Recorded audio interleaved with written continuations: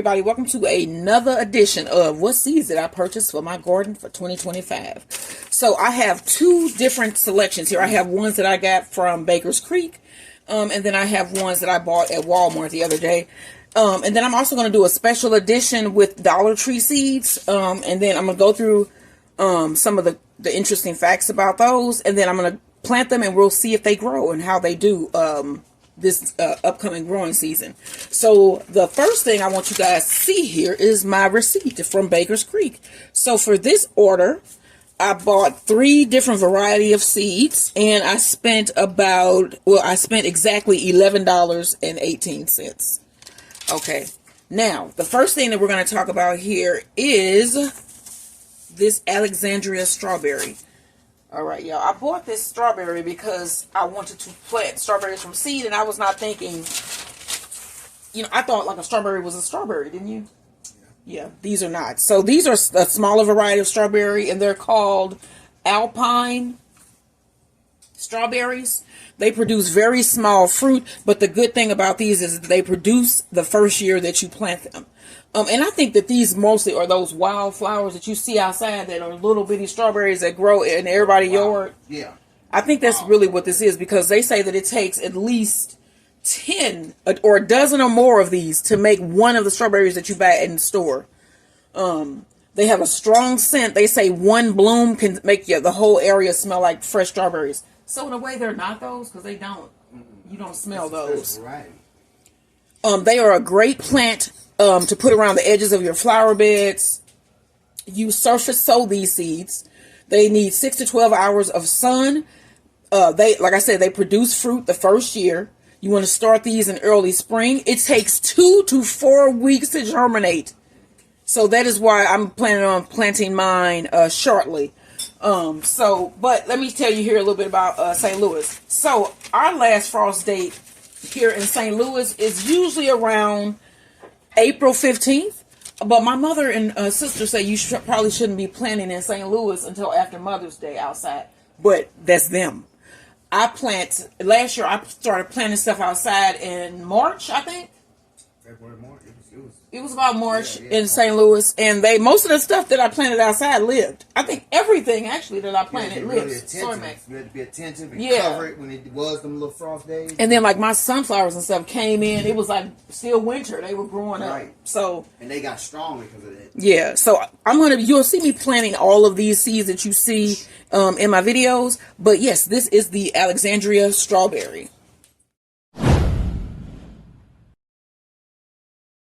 My next selection here is the giant moonflower. I do know that moonflowers are poisonous. They are especially poisonous to children. I happen to not have any kids or grandchildren. I do have a pet, and I pretty much watch my Maximus closely. He doesn't really mess with plants outside anyway. Have you ever seen him doing that?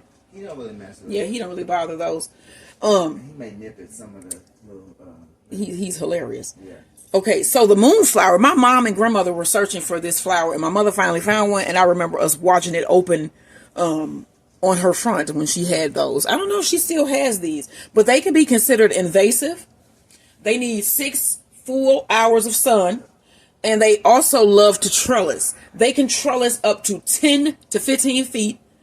They can also grow 3 to 6 feet wide. They have large trumpet-shaped flowers that open at night, and they are related to the morning glories. So morning glories, you go out every morning and there are new blooms open. They are also very, very, very invasive. There are morning glories that are growing outside of my yard that I did not plant. I don't even know where they came from, but they are everywhere in the backyard. And they take over. They will take over. So moonflowers, if you're going to plant them, make sure you plant them in an area that they won't spread, if you understand what I'm saying. Because they will spread usually with the insects and the birds. One reason why I bought the moonflower was because it is a night pollinated plant, and it attracts hummingbird moths and sphinx moths to your yard. Now, I had a sphinx moth back there one year. A sphinx moth. It looked like a little Harrier jet. You remember that thing? Yeah. That moth scared the hell out of both of us. Okay. Looked like some kind of F-15. It was the wasn't it like the size of my fist? It was huge. It was huge. 3 inches across. Yeah. I mean, like scary huge. You know what I'm saying? And then it was like sitting on like what did I have back there that it was attracted to? It was on a squash plant I had back there. But the moth was massive. So if you want some night pollinators and you don't have kids or your pets that will get to your plants, think about doing the moonflower. It's a unique little plant here. Unique little vining plant that loves to trellis. All right, on to the next one.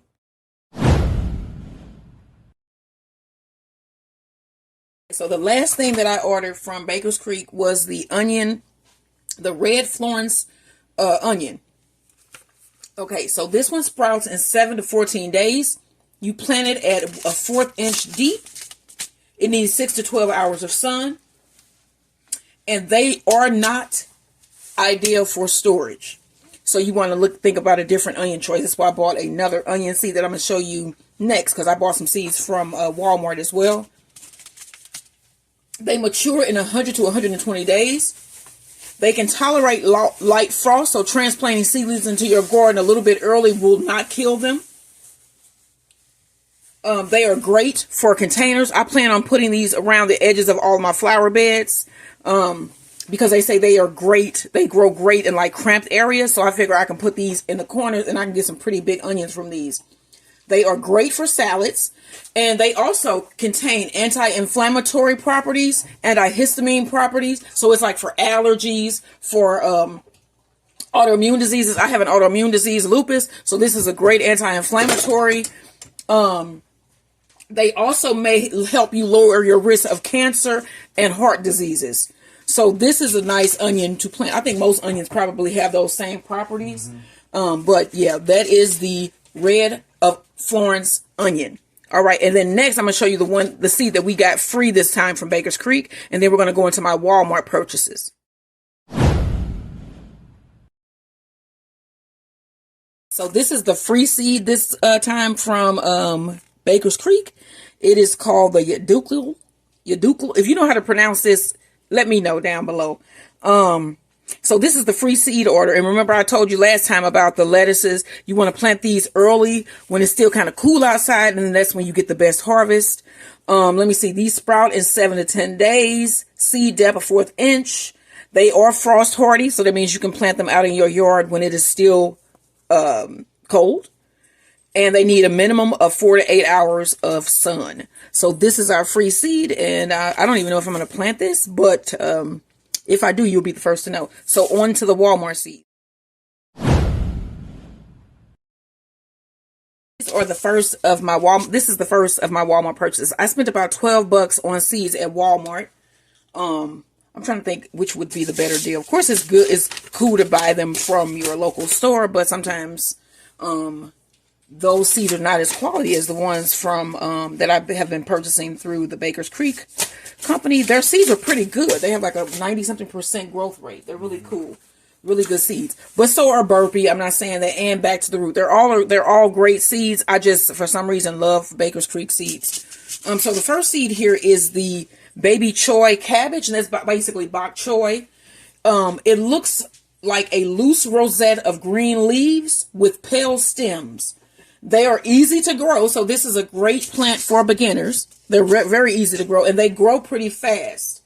They love cooler weather because they are brassicas. Brassicas being like cabbages, Brussels sprouts, stuff like that. Things that are, think about things that give you gas, you know? Like cabbage, broccoli, stuff that you eat that you just like, oh my gosh.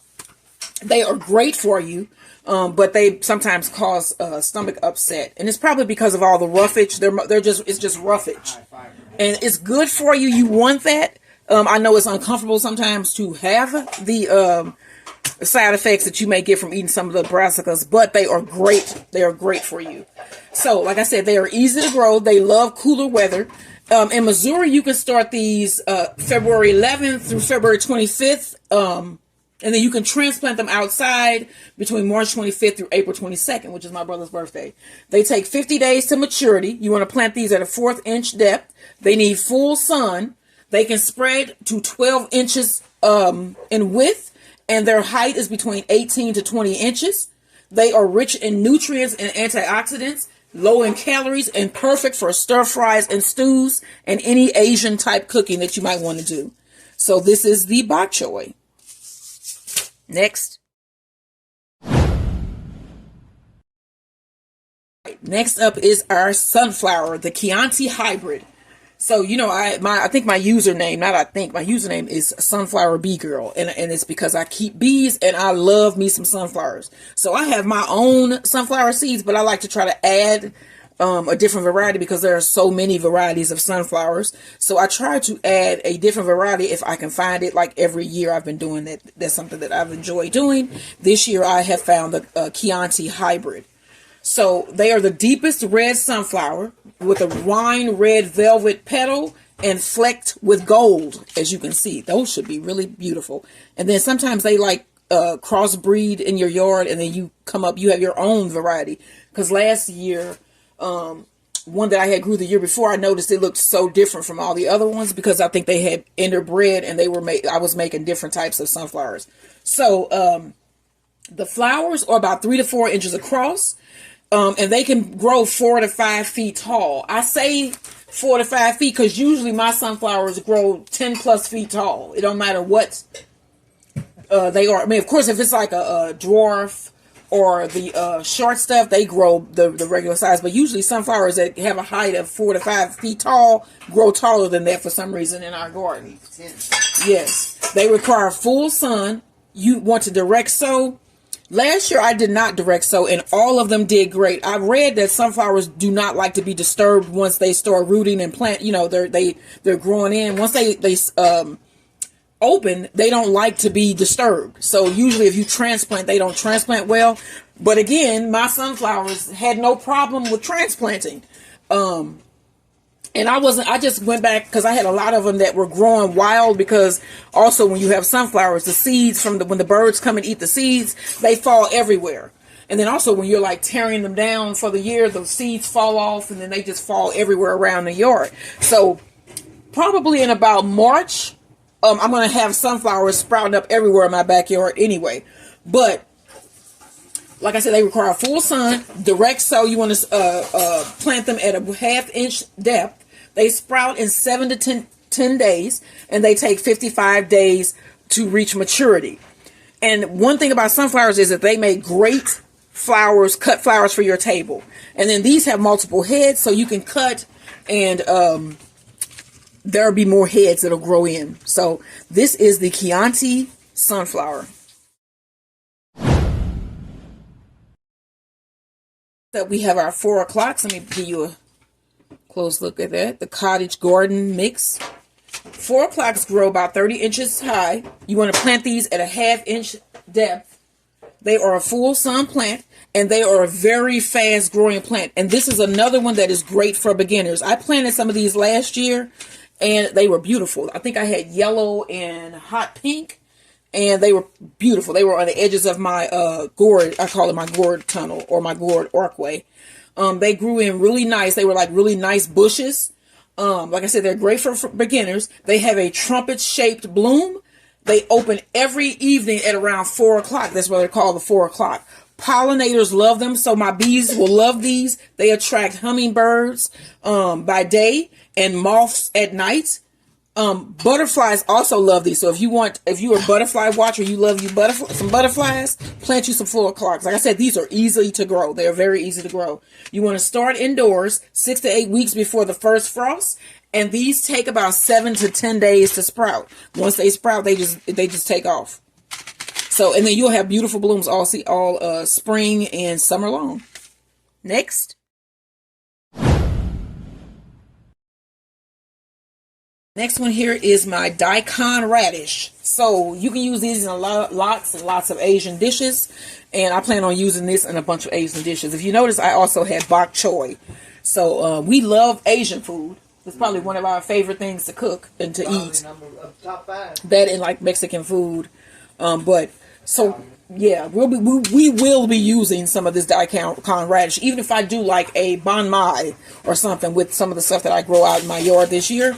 We are going to be using that, and you will be seeing a lot of this stuff in the cooking as the Garden Turns cooks. And I'm going to be splitting that off at some point, so it'll just be gardening videos on my As the Garden Turns, and then you can find my cooking videos on As the Garden Turns cooks. And it'll also be As the Garden Turn bakes. You know, it's just different things. But this one, it requires full sun. You want to plant it at a 1/2 inch depth. These also are great for cooler months. They don't like heat, so they start to bolt in the heat. If you leave these in the ground, you can plant them so that you have a continued harvest. So when they reach a certain age, which you'll be following me as I go along with my planting this year, you'll see when I change them out or add more, so that you can have a continued harvest throughout the season. It takes 7 to 14 days to sprout, 60 days to maturity, and you can get 14-inch long radishes. Now, I know we bought a daikon radish from our local international store, and that thing was huge. It was like 13, 14 inches. Yeah, it was big. It was pretty big. And they're pretty cheap, too. When you buy them at the store, they're only a couple, maybe $1 or so. A couple dollars. Yeah, so this is the daikon radish.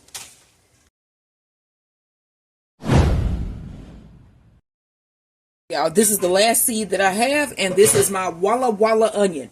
So you want to plant these seeds in late February and transplant into your garden in April.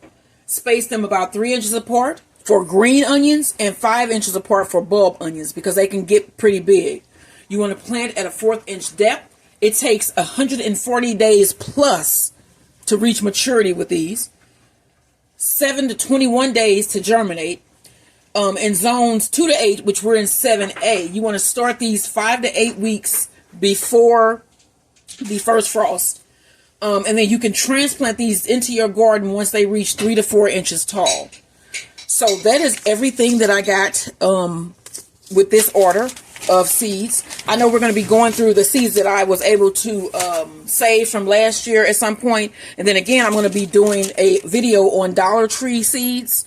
So that you can get those seeds at Dollar Tree for about 31 cents a pack, because they're like $4 for $1.25.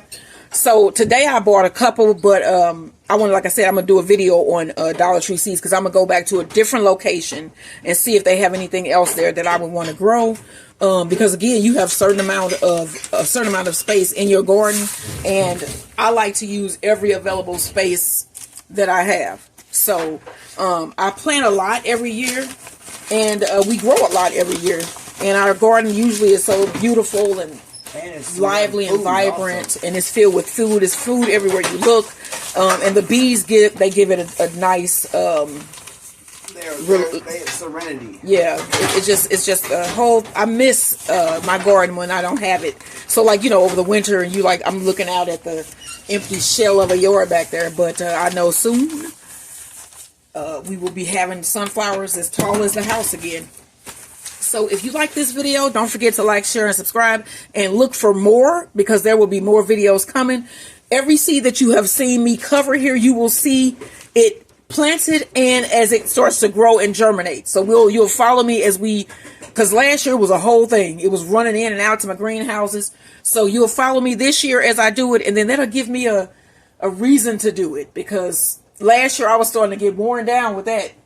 But yeah, this year I'll be like, I got people counting on me. So yeah, don't forget again, like, share, and subscribe if you already haven't. And I will see you guys in that next video.